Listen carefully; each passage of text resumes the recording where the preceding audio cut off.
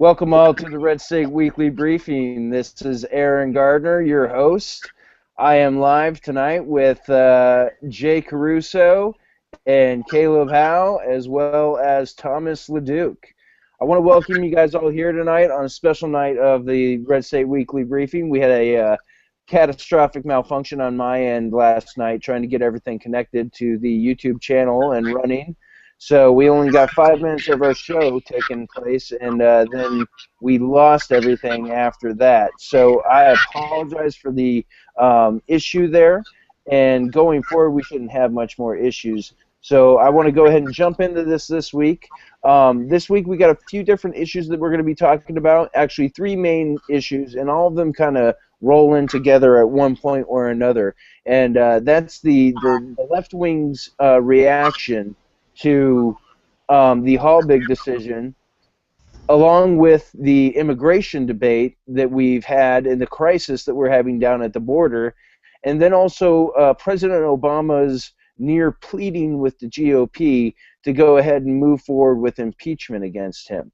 So all 3 of these things play together within each other in one way or another.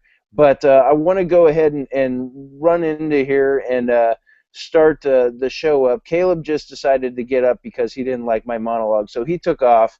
He'll be back momentarily to discuss these events. But Jay, let me go ahead and come over to you first, and we will discuss the events of immigration with you. For some reason, I'm having trouble unmuting you, so could you unmute yourself there, Jay? Unmuted. All right, there you go. So, Jay, let me ask you. Okay, let's start with the Halbig decision.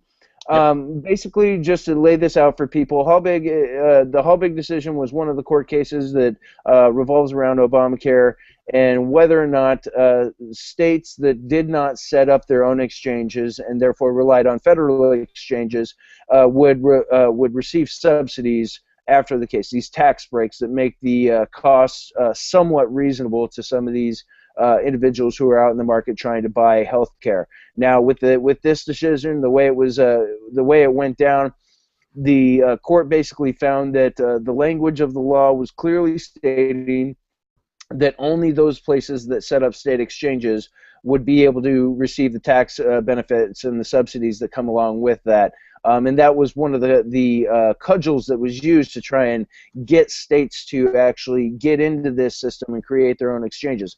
So that was how we went into Halbig, and the left has reacted really poorly to these judges, this court, actually agreeing with the conservative case on this and saying that, yes, the words that were written into the law actually have a meaning, and their specific meaning means this, and so therefore the subsidies shouldn't be applied. So I want to jump in there and go to you on this and get your thoughts about it and how the left is reacting to it, because they've really had kind of the hair on fire all week long. So I want to jump in. And Jay, let me ask you, what do you think about this decision and the ramifications it has going further with Obamacare, and then also just the absolute loss of any sanity that the left had, any shred of dignity that the left had in arguing this case after their week of wailing? Yeah, you know, it was funny. The left freaked out about this. You know, there was a discussion going on a couple of weeks ago about how liberals, you know, they may not like court cases, and you know, they may not like the decisions that come out, but they always respect the courts when they make the decisions that they make. And a couple of times now we saw cases where they made decisions and they just absolutely freaked out. Of course, the Hobby Lobby was one of those decisions where they had a cow. Funniest thing about that was those idiots were like going after SCOTUS blog as if it was an actual official Supreme Court blog and calling all this other kind of stuff. And this was no different, because I think that they really thought that this was not going to happen. You know, sites like Media Matters and Think Progress were regurgitating these reports that said that this lawsuit was just frivolous. There was just absolutely no way that this was going to go through. And when it came down, they freaked. They tried to make it seem like it was some kind of clerical error that was caused this big whole decision. And then, of course, there was, Gruber. I still can't believe the guy's name is Gruber. I start thinking of MacGruber. Right. So either that or what was the other one? Hans Gruber from the Die Hard movie. Yeah, Hans. Oh yeah, the animated gifs that were going out with Hans Gruber all day. It was like, I don't have to watch Die Hard for another year. Not until Christmas, because it's a great Christmas movie. Exactly. Oh no. Yes. So they started freaking out about it, claiming it was some kind of, just like this little verbiage or something that caused a problem. And then, of course, the comments from Gruber surfaced that basically said that's exactly what they wanted the law to say, because they just assumed that so many states were just going to jump on this thing and get on board, and then they didn't, and it just became another in a long line of disastrous results that came out of this bill. And the worst part is this is probably going to go up to the Supreme Court, and they're not going to get Roberts this time around. This time around, I think they've screwed themselves big time. I think you're right on that. I think all their wailing before the decision, and then everything that they've done afterwards, everything that we saw with Gruber in the multiple episodes where he had an actual philosophy behind what he was saying, and it wasn't just an off-the-cuff comment as he originally said it was. But Caleb, go ahead and unmute yourself also, because I can't unmute you from here. But go ahead and unmute yourself, and I want to get you to jump in here as well. Unmute yourself, Mr. Taliban. Yes, come on, Taliban Charlie. But the way they reacted afterwards, not only just the multiple instances of Gruber having his philosophy be that the states need to set up their individual exchanges, which is actually used as fear-mongering in 2010 against conservatives, and fear-mongering even in 2012 against conservatives in states who were saying don't set up the exchanges because you're only going to be enabling this law in the long run. So to see that, and then have people like Greg Sargent and Josh Marshall from Talking Point Memos and the Plumline blog, Washington Post, respectively, it's funny to hear their reasoning for why they think the Halbig decision was incorrectly decided, and then to have a lawyer read it, and we have plenty of lawyers at Red State who reviewed this stuff and have looked at it and they've blogged about it, and they say that the basic stuff that Greg Sargent has put out and some of the stuff that Josh Marshall has put out on the CBO and the language of the law and what Gruber said, it actually proves the Halbig case. And what we found is that the left-wing pundits, these intellectuals on the left, they haven't even gone and asked questions of Cannon and the people who are actually have the lawsuit going against the Obamacare in this avenue. And they wanted to act like they knew everything and that they've reported on this for years, but they didn't even go and ask principal authorities on the issue from our perspective, because for them, the epistemic closure is clear. They only think about the left's perspective on this, and since they didn't report it, they didn't believe any of this history existed. And so on that point, I want to bring Caleb in, because you have a very good perspective on this and the faux intellectualism of the left. So I want to have you go ahead and talk about that a little bit in the Halbig case.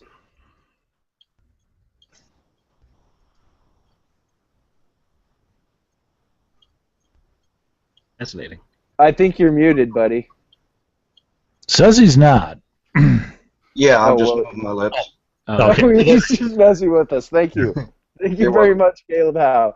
You are a terrorist of the Google Chat Hangout. Taliban variety. What did you? Was there a question? Well, I want you. Yeah, you. Yeah, liberals are terrible. Woohoo!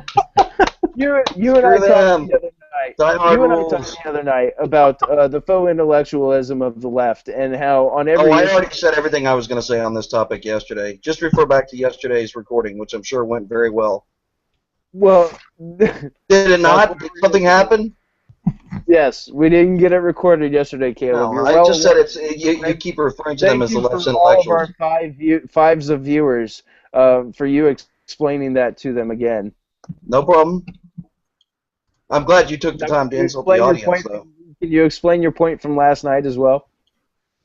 Well, I had several. Which one did you prefer? I like the one about the left, the left's intellectuals. What they that's such a funny comment. The left's intellectuals. It's just doesn't give you a little tickle in your tummy.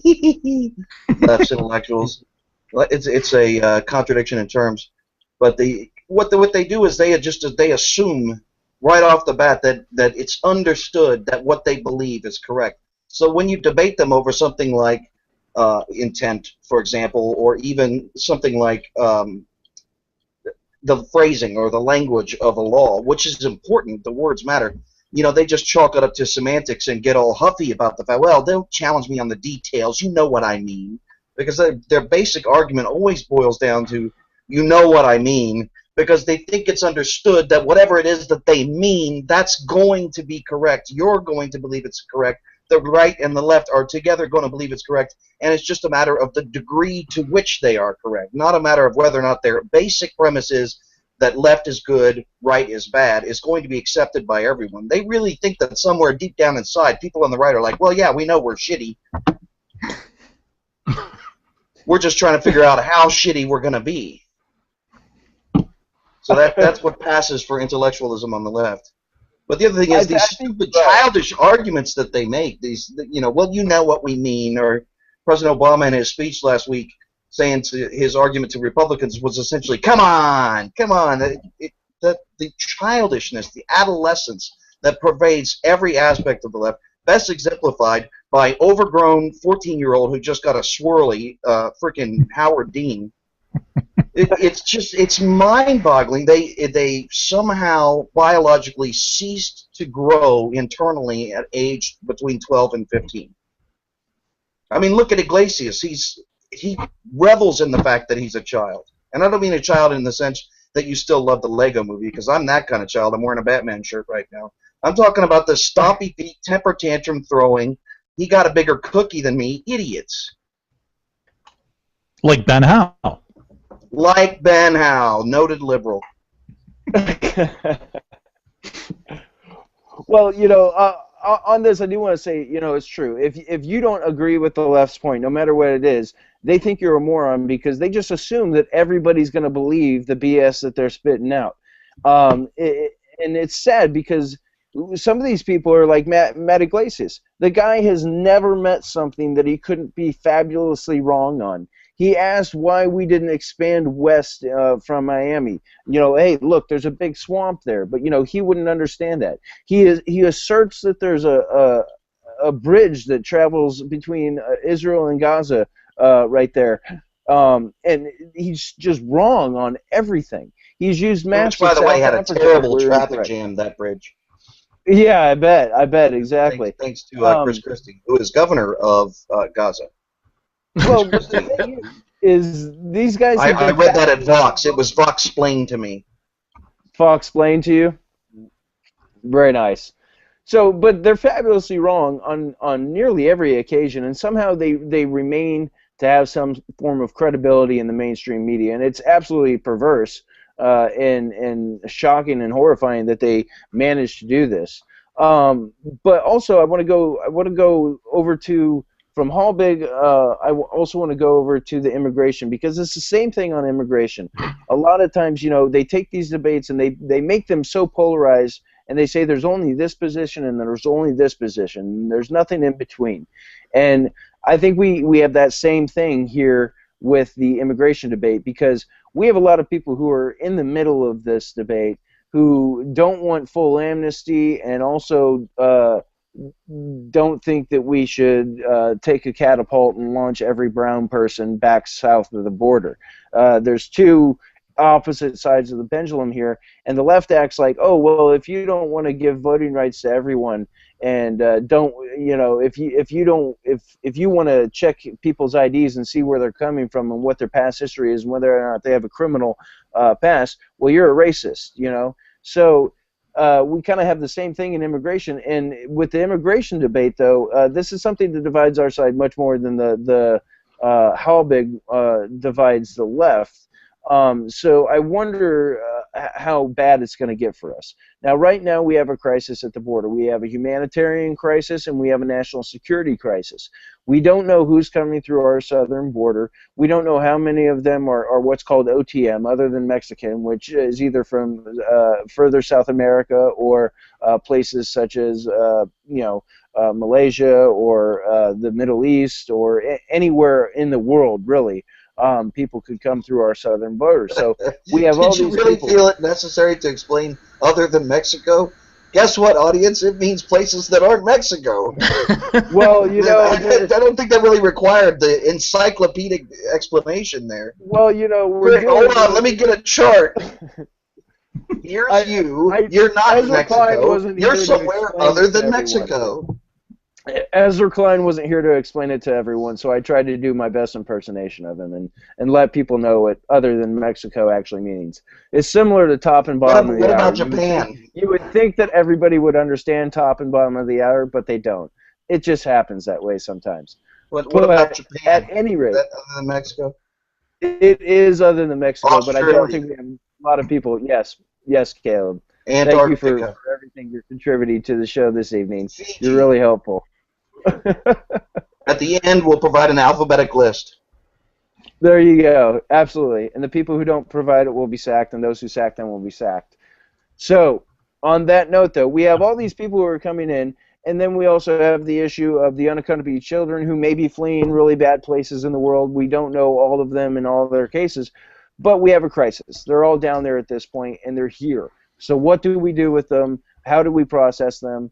And how do we make this all work when we have an executive who refuses to enforce the laws that are on the book unless those laws happen to be executive actions that he took previously, like the DACA?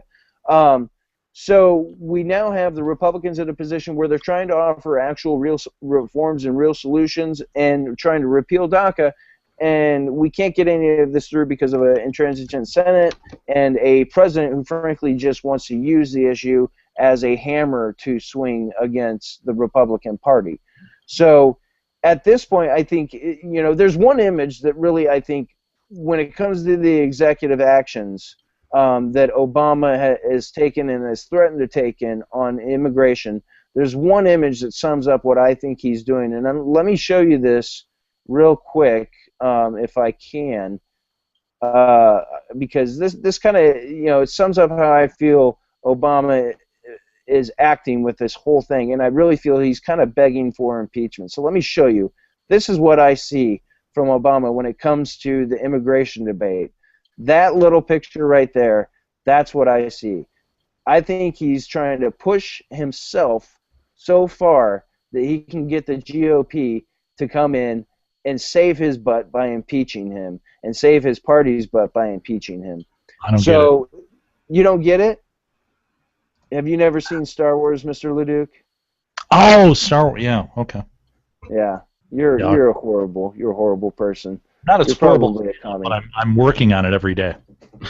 Yeah, so at any rate, we have with this immigration debate, he's pushed it so far that people are actually really thinking about impeachment at this point, and I don't think that's a good thing. I want to know, Caleb, what you think about the immigration debate, how far it's come, and what you think the resolution is, and whether or not impeachment is something that should actually be discussed at this point.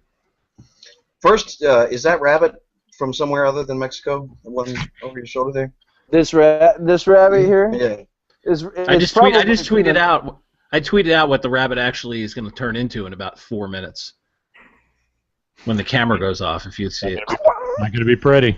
It's not going to be pretty. It might be bad. It might be bad, but these things happen. I'm in Vermont, live from my father-in-law's basement, so there's going to be some odd things in a Vermont basement, and that rabbit is certainly one of them. I would think day-old or maybe year-old syrup, but no, a rabbit. Hey, sometimes that sounds like you're prejudice against Vermont. Well, I got to tell you, what's even I thought you creepier? guys sold teddy bears. What's even creepier is right across from me on the wall. There's a picture of one of his daughters painted, and it's just her face, and it's like almost lifelike eyes, and she's creepy looking at me. So it's kind of scary down here. Great. So you like making fun of your sister-in-law? in front of him. Yeah, that's good on live YouTubers. That's don't worry. It's not like we have a large audience, guys. Somebody's going to spill the beans. Somebody's gonna tell on you though. And it's probably going to be me. Yeah. I was going to say the best part is we're going to have a conference call twice, so it's okay. I don't think there's going to be any impeachment. I think that you can be black, you can be white, you can be Charlie Chris colored, but you are never going to be impeached if you've got a D in front of your name. That's my joke from yesterday. I recycled it for today. You're welcome, America. Boom. Don't say boom. That's terrible. You're awful. I've muted you. Double boom. Yeah, no, it doesn't matter. You can say whatever you want about impeachment talk, whether it's good or bad, I don't care. People can talk about it, but it happening, not a chance. Yeah, I don't think it actually happens. I mean, it's like I said yesterday, we're not gonna impeach the first black president. We couldn't impeach the first black president, and he was white. I mean, so this first black president is actually black, so it's even going to be harder compared to Clinton. So okay, but you do understand that just from a constitutional standpoint, that the argument can be made that he makes Richard Nixon look like a Boy Scout. Right, and if he was Republican, Republican and black, he could be impeached. It has nothing to do with that. It's strictly because he's a D. Okay, all right. So it's not just because he's a D. I mean, obviously it's both. No, it's not obvious to me at all. Well, I think it is somewhat obvious. I mean, there's just no way. You just can't do it. No, I think what Caleb is saying is that it has nothing to do with the fact that if he was Republican, it would happen. The fact that he's black just gives the Democrats another weapon to use in the argument against it, that it's racism. But they wouldn't do it even if he was, he's half white. I mean, to be politically correct, you could say he's white. He's a white president. Yeah, if the scaremongering is complete post-Bush, it has now been completed. Obama made it happen with his 2008 election. From now on, whenever something like impeachment comes up, all the popular imagination is going to be captured with is evil Republicans trying to do terrible things that are too drastic and too dramatic to whoever is a Democrat in office. They're trying to recreate the Civil War. It doesn't matter. Whatever they have to do to scaremonger, there's no chance a Democrat who is in the highest office in the land is ever going to be impeached ever again for the rest of the time that the United States is on this earth. Wait, you don't think any Democrat is going to get impeached for the rest of the time? Not if he's president. Nope. Well, see, I find that hard to believe. I mean, I think... Yeah, but you're with a rabbit, so who's going to listen to you?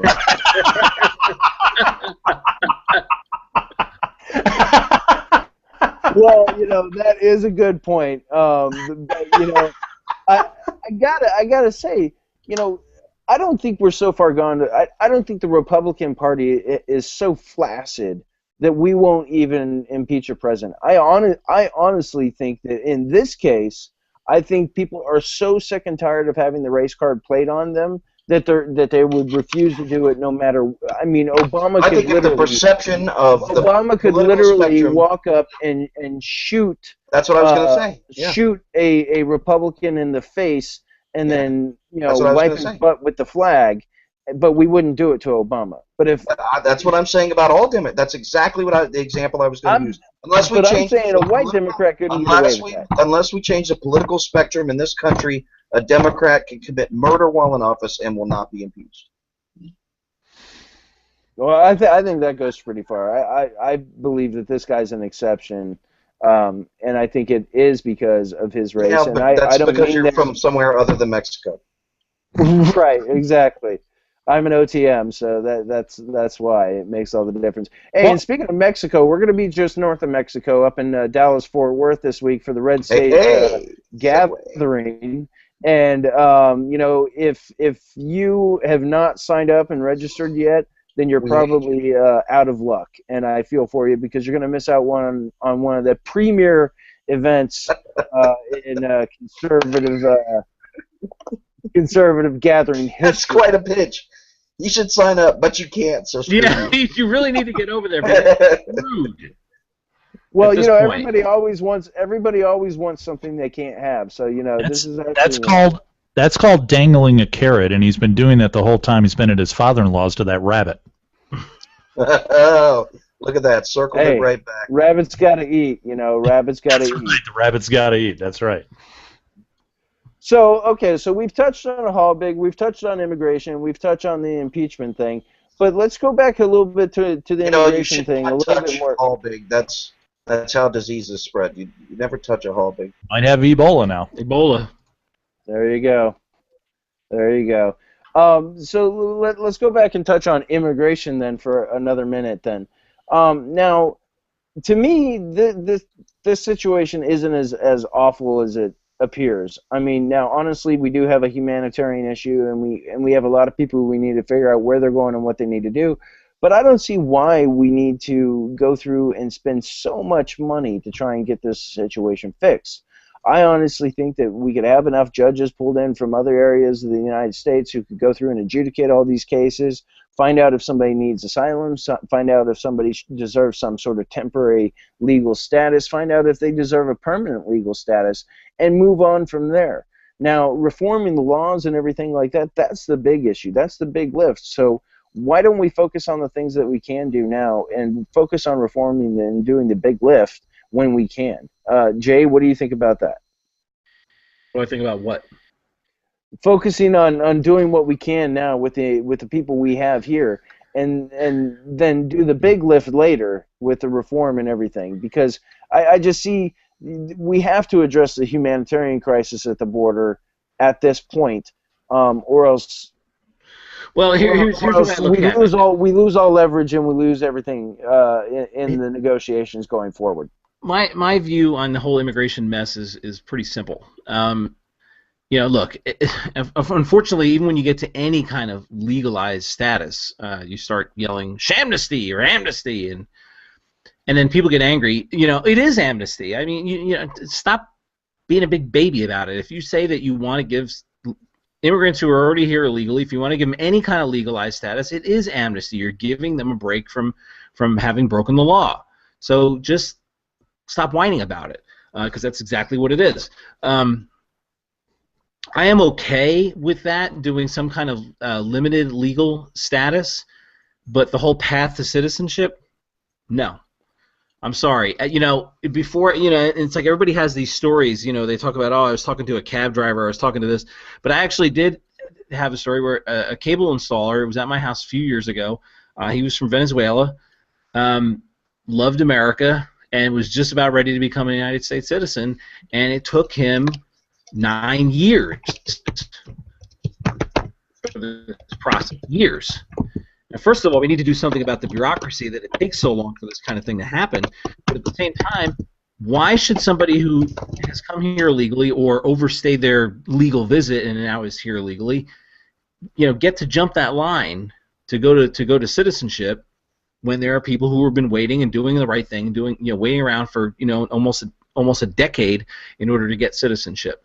So if they want limited legal status in order to be able to to stay here, fine.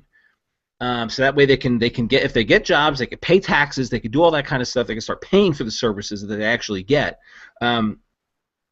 Or if the only way that they can obtain citizenship at that point is to go back to their country, and they have to do it the legal way. Simple as that. Now, I don't see why that's a big deal, but apparently that's still a sticking point, because liberals don't want it because they say it doesn't go far enough, and conservatives, hardliner conservatives, hate it because they say we should be rounding them all up and deporting them. I've got a solution, I think. Because the dirty little damn secret is both the Republicans and the Democrats encourage this. The GOP did this after '86 because they wanted the cheap labor, and that's what the Chamber of Commerce and business wanted. And the Democrats wanted it because they knew that they were basically going to be able to get these people to vote at some time, and that's why you basically see the Dems right now. Anytime you bring up about showing ID at a booth and everything to vote, but you have to do it for anything else, basically they scream bloody murder. So I feel bad as an American that my government, Republicans, Democrats across the board, encourage people to come over the border. set up little mini towns to help people get across the damn border. I feel bad about that because the people that came here and basically built a life, because who wouldn't want to live in this damn country? That sucks. So I would do this. I'd say, you know what? Okay, for the people that were here and there's no mark on your record, you just came here and, you know, brought your family and everything. You guys broke the law. That's fine. You get to stay here. You get to the benefits of living in the country and everything. You will never become a full citizen and vote, though. End of story. You get to live here. You get to pay taxes. Your kids will benefit from full citizenship, but you will never be able to vote. And, of course, then we'll have civil war. Which would, you know, probably, I don't know, that would probably be a bad thing. But I honestly, I mean, because the Republicans and the Democrats both have quote-unquote blood on their hands with this, and it pisses me off. It absolutely pisses me off, and they're still being, as you said, Joe Cunningham is ripping on me on Twitter, and it's hurting my feelings, but he ripped on you and said that you used the word flaccid. Parties are flaccid. No, I think you're right. You know, but I mean, the one tricky thing is when you get into creating a legalized status and having them be taxpayers and then saying that they'll never be allowed to vote or become full citizens. That's where it becomes tricky in the legal sense because it's a penalty. There's your penalty, though. Well, I understand that. I understand there's a penalty. I'm just saying there's nothing tricky in the legal sense in anything under President Obama because he can just do whatever he wants. He doesn't need anything to be legal. Well, yeah, but I'm talking about in a world where actual laws do apply. In a world beyond Obama, if we ever recover from this stuff. But you know what really bothers me the most about the immigration debate is how quickly the right, certain people on the right, totally flip their philosophy and engage in this thinking of these groups of people as just block groups of people. We totally lose the ability to adjudicate based on case-by-case basis and treat individuals as individuals. I understand that there's going to be a lot of people that are coming through the border who we don't want here, but we have to not let that fear be the final judge of what we're doing. We have to actually take a look at what's really going on. If we have a bunch of unaccompanied children, if we have the numbers apparently are 25% of those who are being at the border right now are unaccompanied minors. Now, of those unaccompanied minors, do we need to let all 25% in? Probably not. We could probably figure out how to send some of them back to their families where they should be. Maybe some of them are missing from their families, unaccounted for, and shouldn't be here. So we need to go through that process and treat these people as individual humans no matter where they come from in the world.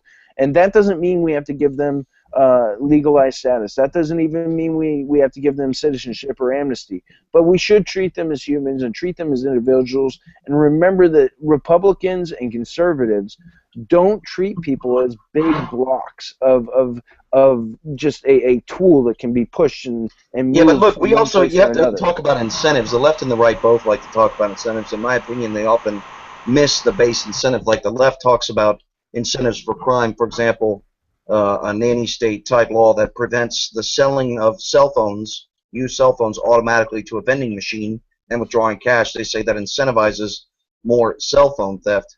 Well, you know, reality, it's the value of a cell phone that incentivizes theft amongst people who are thieves. That's what the incentive is. It's the value of the phone, not the relative ease of using a vending machine. And likewise, we hear Republicans talking about when you create laws that provide benefits to people who have come across the border illegally, you're incentivizing other people to come across the border. And then the counter argument to that is it's the very nature of America that creates an incentive for illegal immigration because people obviously want to come here. They're going to do whatever they have to do. But if you're going to ask yourself about incentives, ask what's the incentive for sending unaccompanied minors. The incentive for sending unaccompanied minors isn't that it's easier to get minors in. The incentive is that it's too hard to get adults in. If it were easier to get here legally, the incentive would be to get here legally because people would rather be here legally than illegally. They would rather, most of these people who you want here would rather be here legally. They would rather have status. They would rather be able to vote. They would rather be able to have driver's licenses. That's why there are movements to get illegals driver's licenses, because they want the benefits of being a citizen. That's why they want to come to America. So the people who we really want here, the people who we say, you know what, you're not a criminal, you have crossed the border illegally, but you're not a criminal any more than a person who breaks a speeding law is a criminal.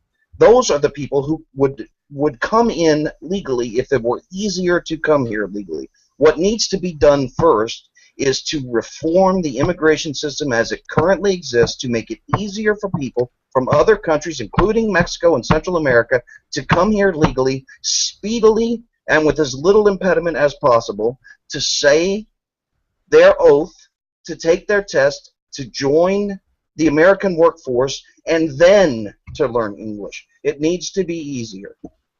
Well, you know, and I agree with you there, and I think it doesn't even have to be easier for them to come here and get full legal status and citizenship. It also needs to be easier for them to be able to come up and participate in our economy and go back to where they want to go.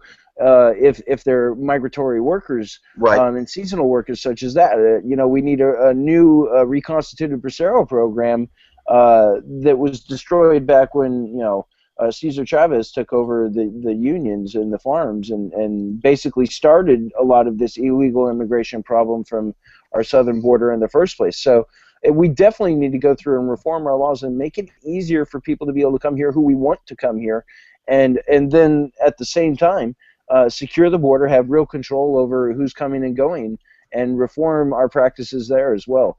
Jay, I can see you chomping at the bit, so let me get you in on this conversation. What do you think we need to do? I think you need to get rid of that bunny, first of all. All right. It really is. The bunny's gone. Thank you. Yeah. Well, I think one of the bigger problems, again, is the bureaucracy, and one of the things that scares me about comprehensive immigration reform is that all it's going to do is add more layers and more layers and more layers. Every time they say they're going to make something easier, they make it harder. Look, it shouldn't take 9 years to become a citizen if you move here and you want to become a citizen. It's just a little ridiculous that it takes that long, especially if you're doing everything properly. You know, a few years, 2 to 3 years. I mean, how long should it take? We want a country with, you know, I'm an open border country in terms of, hey, let's let everyone get here, and not so much to the point where, you know, we just kind of like let everyone's doing it legally, great. And, you know, I would think that part of the reason why people come here illegally is because the process is so weighed down, it takes so long. There's so much crap that has to be done. I mean, if you ever go right now and try to apply for just to get a passport, it takes months, or That's you know, right. at least like 6 weeks to wait for a passport. It's ridiculous. By the way, if you ever have to get a passport, go to your congressman if you ever have trouble, because they can expedite that for you. It's also There's a ridiculously little tip. expensive. And 2 weeks ago, I went to go renew my passport, and I ended up at the bottom of a mine shaft, and that's a true story. So. There you go. See that? At the You should bottom stop of a ending mine up shaft. in mine shafts. Don't end up in mine shafts. But And that's already to me dead. that's the big thing. They've got to reduce the paperwork and the clutter, and that becomes a whole contention where you have to reduce the size of government, and that becomes an entirely separate debate, because then you'll start hearing Democrats and liberals. Anytime you're gonna reduce regulation, you may have two thoughts on that. You may have somebody come in and say, well, we're going to make it easier for terrorists to get into the country if we do that. I don't know.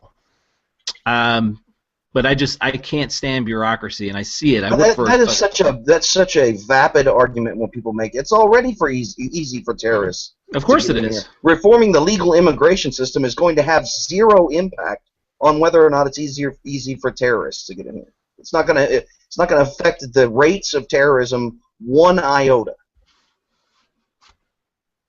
And Caleb should know, because as you can see from his beard, he is part of the Taliban. So That is culturally insensitive. It is. It's very wrong of me to be talking like that. So let me just break here for just a minute. We got Speaking about of culturally insensitive, I can't help but notice the baseball cap, the other baseball cap, at the other end of my little 4-person screen here. Oh yeah, the Cleveland Indians. That's Chief Wahoo there looks pretty. Yes, this is my. Is his skin red? Yes, it is. It's very red, and basically this hat. You figure the patent office is going to go after Chief Wahoo next, after they went after the Redskins, or to the patent office. Very nice, very nice. So check it out. We got about 10 minutes, or we got about 10 minutes left in our show this week. This 50 minutes has flown by already. 15 minutes. We got 15 minutes left. Yeah, I'll handle the time. You handle everything else. All right. Okay. So we got about 15 minutes left in the show. But I want to recap a couple things on the how big decision. That's going to be going to the Supreme Court, and we'll probably see a decision on that in 2015 before the 2016 elections. So that's going to be something interesting to continue watching. There's been a petition cert that's been put forward already that is using the words of Gruber and some others as new information and new evidence to push the case forward. So I just wanted to note that real quick. On the immigration debate, we won't see probably anything happen for a bit until the Senate comes back from its recess, unless the president actually does go through with pushing some executive orders, which he may do. We'll just have to wait and see on that. And then on the impeachment things, I honestly don't think it's going to happen. Caleb it says that he doesn't think it's going to happen, and I think Jay was maybe a little bit split on that one. And I didn't get Leduc's pitch on whether or not he thinks impeachment is going to happen. Leduc, did you? No, it won't happen. It's not going to happen. Not going to happen. I don't. Okay, I think it should be talked about. If because I think it should be talked about. If I'm a betting person, which I am, it's not going to happen.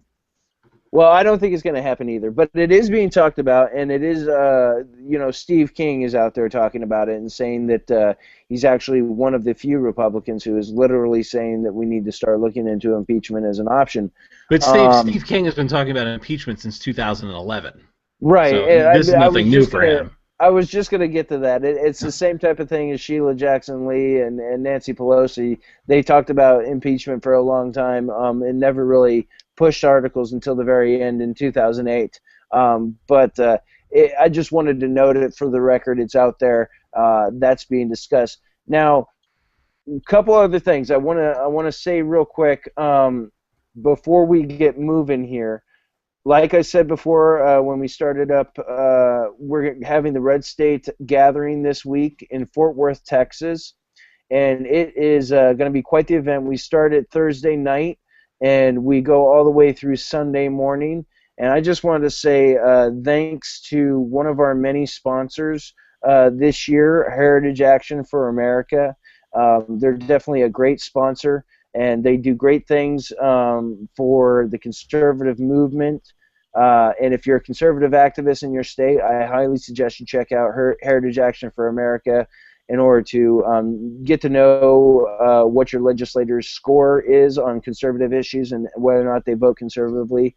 And just if you're able to show up, take a stop at their desk and take some time to get to know Heritage Action and what they do for the conservative movement, pushing forward candidates like Mike Lee and Ted Cruz and many others across the nation. And I wanted to add really quick, I don't know if you guys saw Mike Needham on Fox News Sunday yesterday. Did a phenomenal job from Heritage Action. And smacked Juan Williams back when he did the old, it's just old white people in the GOP that want to impeach the president. It's racist! Had enough of that crap for this cycle, damn it. And Mike did real well talking on immigration as well. And his basic breakdown was that our issues, conservative issues, they don't need to be framed and formatted and maneuvered and moderated on all these different ways for any different segments of the society. What we talk about affects every single person in America, whether they're white, black, Hispanic, Asian, it doesn't matter. The bread and butter issues, the tabletop issues that we talk about within the conservative movement of the Republican Party, that transcends all of these different groups. And if people would recognize that, such as Heritage Action has and Mike Needham has, we would be much further along on the right side of the aisle. Now, before I go too far, I know that Caleb has some special thoughts.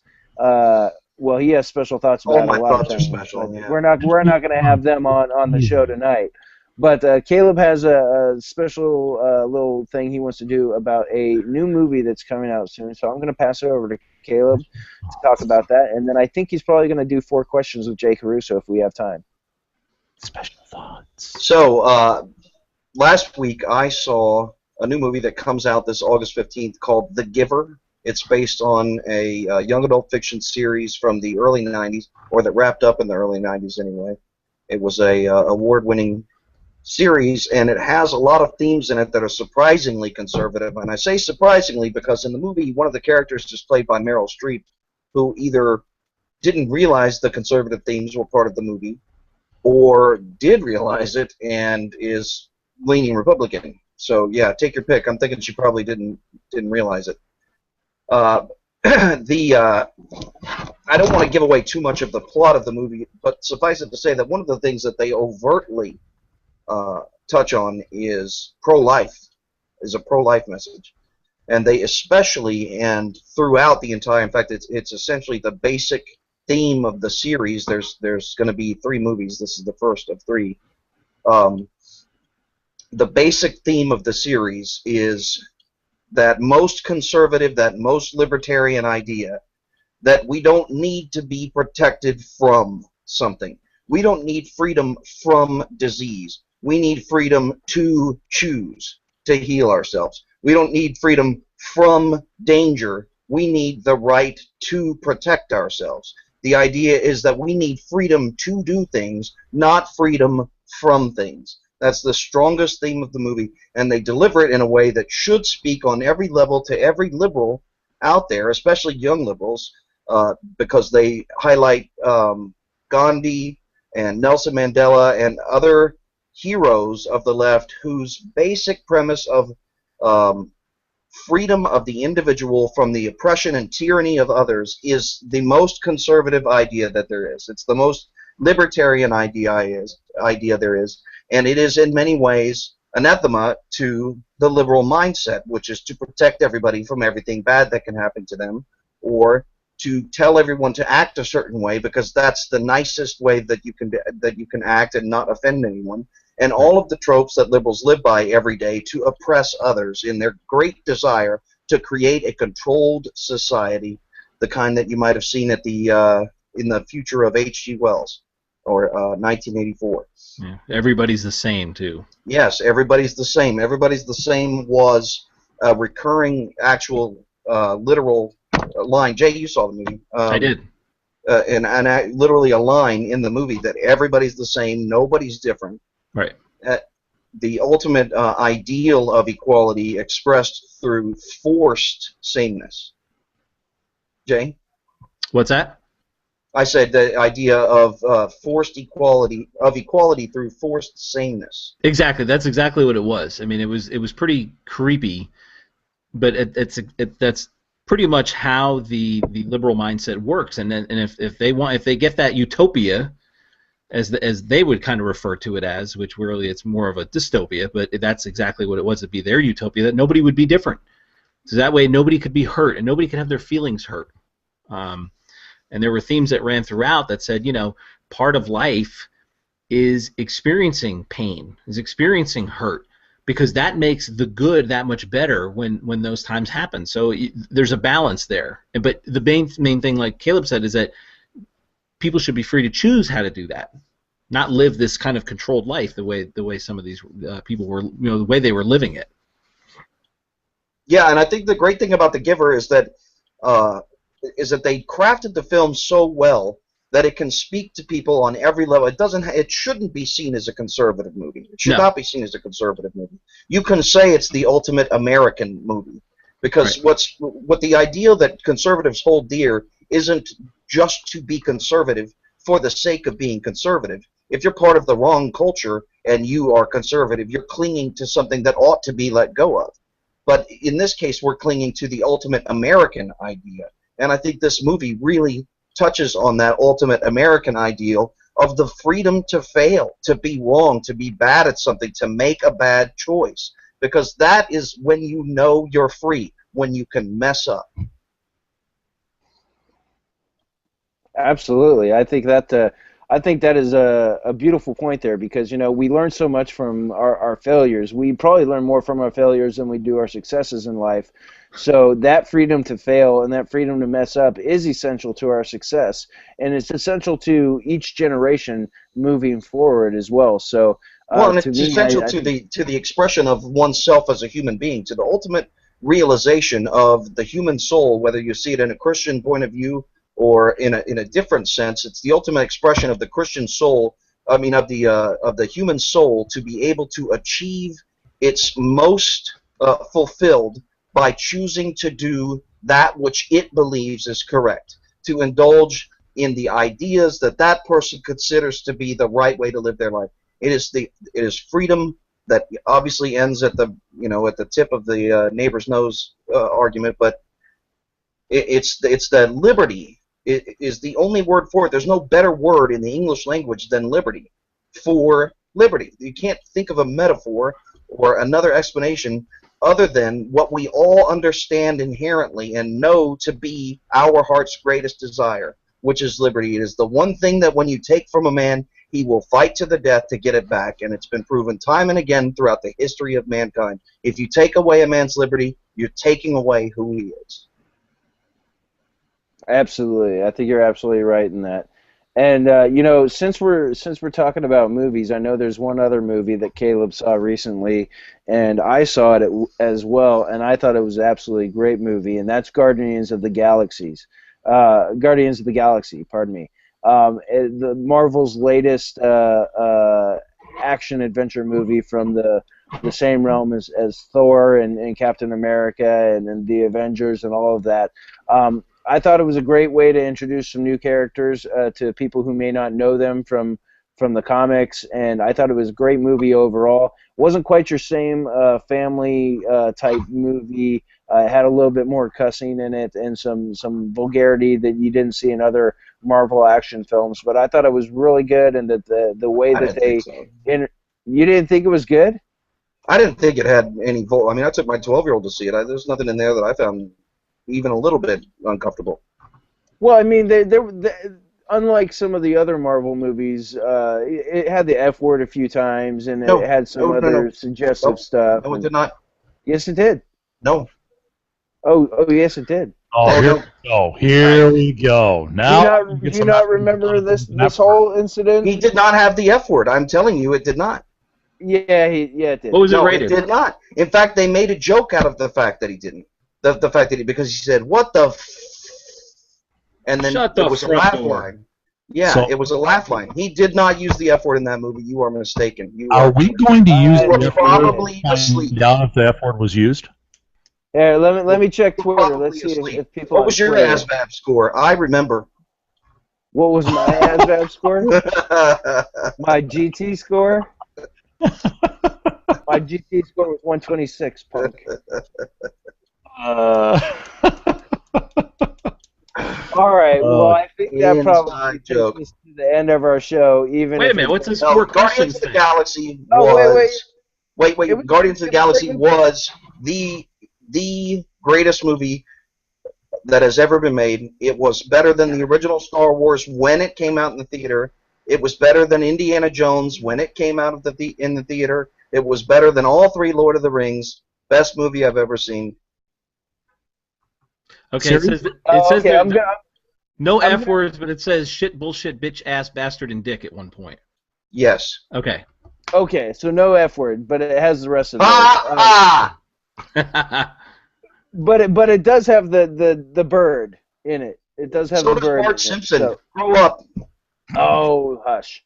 All I'm saying is it's not exactly a kid's movie. That's all I'm saying. I think it was a I great think it movie is. as well. Well, okay, we disagree. I think it was a I great think movie. it should be and I- required watching for anyone ages 2 to 6. And it should be part of an immigration policy. Probably, but let me You get have to to see it in order to get into the country. let me get to the part where I'm actually going to agree with you. I think in this film, it definitely set a high bar for the next Star Wars movie. J.J. Abrams has a task ahead because the visuals in this, the space flights and the space fights that occurred, they were absolutely stunning and beautiful. I thought it did a great job having Star-Lord be a mimic of Han Solo in certain ways. I really felt that this was that is such a banal. He was not being a mimic of. Oh, don't ever review movies. Look, well, somebody all I'm said it was a saying mixture is of Han Solo and the Luke original Skywalker. Star Wars were. I'm saying the exact same point that you said. No. I said it was better than them. I didn't say he was mimicking Han Solo. Well, I mean, he's obviously a reference to Solo. You know who you mimic? You don't want to know. You know, His name rhymes with LeDuc. I hate it. I hate it when Mom and Dad fight during the show. I always then Grandpa has to come in and break us up. Yeah. So what's this 4 questions thing? What is that? I didn't prepare any. That's why I'm stalling by arguing. Oh, okay, never mind. We run a professional operation here, Jay. Okay. I can't believe you haven't been picked up by the blaze yet. You know. I was hoping I could keep Aaron distracted long enough that we would forget about the 4 questions. No, 4 questions, buddy. You got to come. No, I really don't have any. Okay, 4 questions. Question number 1: what comes out of my butt? Oh. He said, "Pull it out of your butt." Answer that. No, the correct answer. You set yourself up for a major insult right there, but I'll let it go. Monkeys. Nothing can insult a man with no shame. Okay. Well, this is question number 2. Also, we forgot to go over. Question: did we forget to go over the Smart Girl Summit? Yes. Yes. Correct, we did. But it was great, though. Question number 3. Did you like my first 2 questions? Yeah, I suppose. And question number 4: should we do 4 questions again in the future? Was that correct or incorrect? It's under debate. It's got to go through Congress. Should we do 4? Should we do 4 questions again? Is that the final question? That's the final question. Only if you prepare next time. Before you answer, keep this in mind. There's nothing to keep in mind. Go ahead. Okay. I just said next time you need to prepare. I just wanted to make sure that you knew I was going to... Oh, I'm sorry. Go ahead. I think that you didn't answer questions because of the bunny. I just wanted to add that... rabbit freaked you out. I just wanted to add that when you guys were in Detroit for the Netroots thing and we all went to dinner, you damn near killed me, and I haven't forgiven any of you for it. And I'm looking at you, Caleb. Wow. That's right. I'm looking at you. Don't act like you didn't hear me. I didn't hear you. Yeah, I said when you guys were all in Detroit and we went to dinner together and I damn near died laughing, I haven't forgiven you yet. Oh. Okay. Yeah, well, I damn near died of the food from that dinner, so I think we're even. Yeah, that was Greek food, but it was like greasy for some reason. I mean, not just like oily, but like straight up grease. Well, Aaron, we both walking in, Aaron and I nearly slipped and fell to our deaths on the floor. On the floor, yeah. About a quarter-inch of grease on the surface. You both almost slipped and fell into each other's arms, which is the way that you... what I was hoping was going to happen, right? Right, yeah, that's what I was going to say. Oh my goodness, you guys. I just don't even know what to do with you sometimes. This material would be inappropriate in the Guardians of the Galaxy.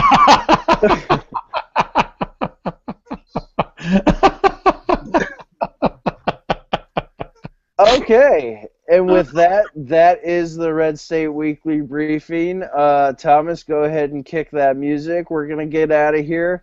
And we will be back this week with a special Red State Weekly Briefing live from the Red State Gathering in Fort Worth, Texas at the Worthington Renaissance Hotel. It's going to be an awesome time there. If you're in the Texas area, you should stop by. If you're already registered and coming, we got Caleb is going to be there. Jay Caruso is going to be there with us. Thomas the Duke will not be with us this week, but we will have Fingers Malloy and the Brodigan in town. So do come and stop by and see us, and we hope that you guys have a great week. And if there's anything we should be doing, give us a comment or shoot us an email. You can find me at Aaron_RS on Twitter.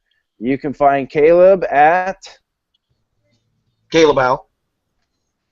And you can find Jay Caruso at Jay Caruso. And Thomas LeDuc. Irish Duke too. Actually, you There have you like go. 3, don't you? You have 3 Twitter accounts. No, I do He's not. got a whole bunch of Twitter accounts, and we also want to thank FTR Radio for loaning LeDuc to us each week and helping us out with this podcast and getting it going. And on that note, we're gonna go ahead and we're gonna be getting out of here now, and we hope to see you all at the Red State Gathering. We'll see you later. Love you. Ta-ta.